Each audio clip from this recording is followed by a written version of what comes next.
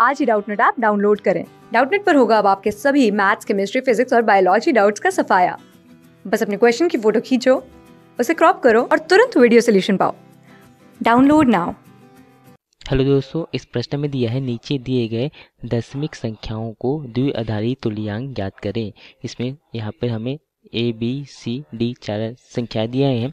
तो सबसे पहले हम देखते हैं यहाँ पर ए को, जो ए में हमें क्या दिया है 19। जो 19 क्या दिया है, यह दशमिक संख्या प्रणाली में दिया है, अर्थात इसका आधार जो है वो 10 है। इसे हमें बाइनरी अर्थात यहाँ पे द्विआधारी तुल्यांक हमें ज्ञात करने हैं, अर्थात इसका जो आधार होता है वो 2 होता है। तो यहाँ पे हमें 19 जो है दिया गया है, उसे हम यहाँ जो द्विधारी संख्या में परिवर्तित करना है। तो इसका जो आधार 2 है, इसका हम यहाँ 2 से इसे भाग देते हैं। तो सबसे पहले हम देखते हैं कि जो 19 है वह 2 से पूर्णतः विभाजित नहीं होता। इसका यहाँ पर शेषफल जो है 1 बच जाएगा तथा यहाँ पे हमें 9 प्राप्त हो जाएगा। इसके बाद हम यहाँ पे जो इस अर्थात यहाँ पे हम जो शेषफल है उसे इस लास्ट लाइन में यहाँ पे लिख रहे हैं शेषफल को, तथा पुनः हम इसे जो 9 को हम 2 से भाग दें, मगर यह जो पूर्णतः विभाजित नहीं होता, यह 4 बार में विभाजित होगा तथा हमें शेषफल जो है 1 जो है बच जाएगा। पुनः हम यहाँ पे 2 जो 4 को 2 से भाग देते हैं तो पूर्णतः विभाजित हो जाता है। इस कारण हमें शेषफल जो 0 बचेगा तथा 2 से भाग चला जाएगा। पुनः यदि हम इसे 2 को भाग देते हैं तो यहाँ 2 जो है वह 1 बार में चला जाएगा तथा यहाँ पे शेषफल जो है 0 बचेगा। पुनः यदि हम इसे 1 को 2 से भाग देते हैं तो वह 2 जो है भाग नहीं जाएगा, 1 जो है भाग नहीं जाएगा, तो शेषफल जो है यहाँ पर 1 बच जाएगा तो यहाँ 0 बच जाएगा। इस प्रकार से यदि हम इस यहाँ पे जो शेषफल बचा है उसे हम यहाँ पे नीचे से ऊपर की ओर लिखें तो हमें यहाँ पर इसका जो 19 जो हमें संख्या दिया गया था, जिसमें वो क्या इसमें था, वह दशमिक संख्या प्रणाली में था। उसका यदि हम यहाँ पे द्विआधारी संख्या प्रणाली में परिवर्तित करते हैं तो हम यहाँ नीचे से ऊपर की ओर जाते हैं। तो इसे हम इस प्रकार से लिख सकते हैं, एक यहाँ पर 1, उसके बाद 2 शून्य है तो 2 शून्य लिखते हैं तथा यहाँ पे पुनः 2 बार 1 है। तो इस प्रकार से जो 19 का यहाँ पे द्विआधारी तुल्यांक जो होगा वह क्या होगा, 1 0 0 1 1। अब अगला हम देखते हैं, अगला जो हमें 105 हमें जो है दशमिक संख्या प्रणाली में दी है, अर्थात डेसिमल में। इसे हम बाइनरी अर्थात द्विआधारी में परिवर्तित करते हैं, जैसे कि हमने ऊपर यहाँ पे दिया था। तो सबसे पहले जो 105 हम तो सबसे पहले किससे भाग देंगे, हम 2 से भाग देते हैं क्योंकि इसे हम बाइनरी में अर्थात यहाँ पर द्विआधारी संख्या प्रणाली में परिवर्तित कर रहे हैं। तो जो यहाँ 105 है वह पूर्णतः विभाजित नहीं होता, तो यहाँ शेषफल जो है 1 फर्क बच जाएगा तथा यहाँ पर हमें 52 प्राप्त हो जाएगा। तो यहाँ पे फिर से हम यहाँ पे 2 से भागें तो यह 2 से पूर्णतः विभाजित हो जाता है 52। तो यहाँ पर जो शेषफल है वह हमें क्या बचेगा, 0 तथा यहाँ पर जो है यहाँ 26 हमें प्राप्त हो जाएगा। 26 बार में यहाँ जो है 52 भाग देते हैं तो वह 13 बार में विभाजित होगा तथा यहाँ शेषफल जो है 0 प्राप्त हो जाएगा। इस प्रकार से हम आगे चलते जाते हैं। फिर 13 तो हम 2 से भाग दें तो यहाँ से 13 जो है वह 6 बार में विभाजित होगा तथा एक फल जो है 1 जो है वह हमें यहाँ पे शेषफल प्राप्त हो जाएगा। पुनः यदि हम 6 को 2 से भाग देते हैं तो यह जो है 3 बार में विभाजित होगा, जो शेषफल यहाँ पर 0 प्राप्त हो जाएगा।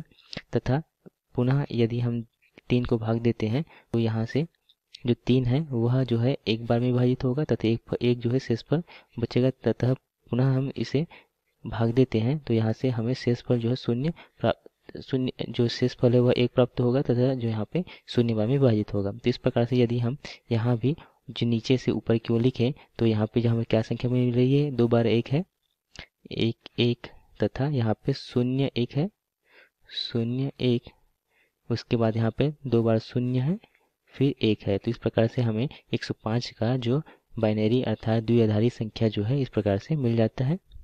अगला हमें दिया है सी में 1 0 0 अर्थात 100 दिया गया है। तो 100 को हम परिवर्तित करते हैं द्विआधारी संख्या प्रणाली में।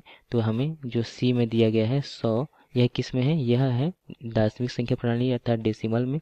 इसे हमें परिवर्तित करना है द्विआधारी संख्या प्रणाली में। तो यहाँ पे हम 100 को भाग देते हैं जैसे कि हमने ऊपर दिया था। तो यहाँ जो शेषफल है इसे हम यहाँ पर लिखते हैं। तो यह 2 से कितने बार में जाएगा, 50 बार में, और यहाँ शेषफल जो है 0 बच जाएगा। तो यहाँ भी हम 2 को भाग दें तो 25 बार में जाएगा तथा यहाँ पे जो शेषफल है वो यहाँ पे हमें क्या बचेगा, 0 बचेगा। पुनः यदि हम इसे 2 से भाग देते हैं तो जो यह 25 जो है वो पूर्णतः विभाजित नहीं होगा, तो यहाँ पे हमें 12 प्राप्त हो जाएगा तथा 12 को यदि हम 2 से 12 को भाग दें तो यह 6 बार में विभाजित होगा, शेषफल जो है शून्य प्राप्त होगा। तथा इसी प्रकार इसे 6 को अगर भाग देते हैं तो यह इसमें शेषफल शून्य बचेगा, यहाँ 3 बार में विभाजित होगा।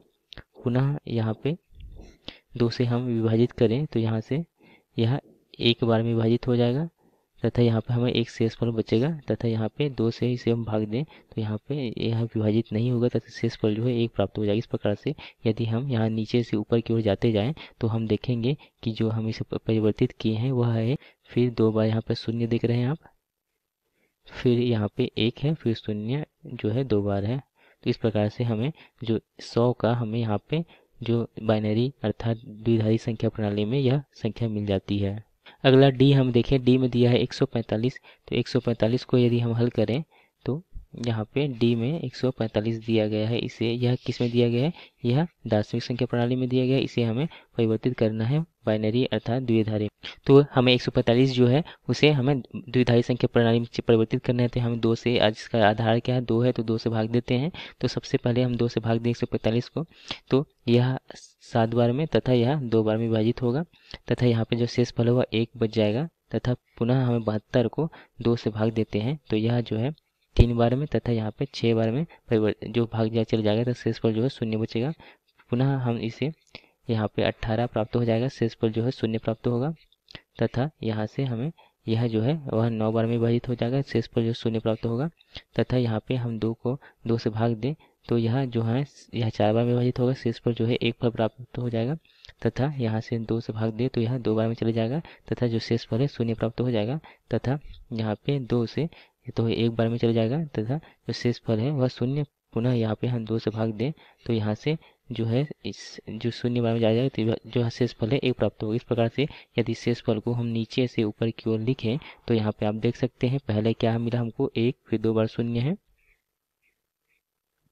उसके बाद 1, फिर 2 बार शून्य, 3 बार शून्य है, उसके बाद 1 प्राप्त हुआ। इस प्रकार से हमने यहाँ पे उत्तर देखा। पहला देखा ए के लिए यहाँ पे जो 19 के लिए आया 1 0 0 1 1 आया।